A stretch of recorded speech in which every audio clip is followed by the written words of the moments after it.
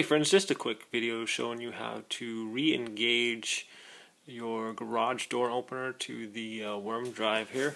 So say you need to disengage it real quick and you pull this cord. So say, well, the power went out today and we weren't able to get out of our garage obviously, so we had to pull this, and what that does is it disengages your arm here from the garage door, from the worm drive on your track system here.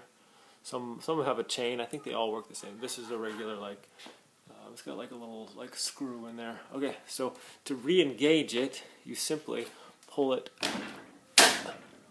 up that way. You gotta pull kind of firmly and see how now it's basically up a little bit. So now it's re-engaged and it'll work. So that's just to show you how to re-engage your garage door opener, or the arm to the garage. Okay, thanks for watching, my friends.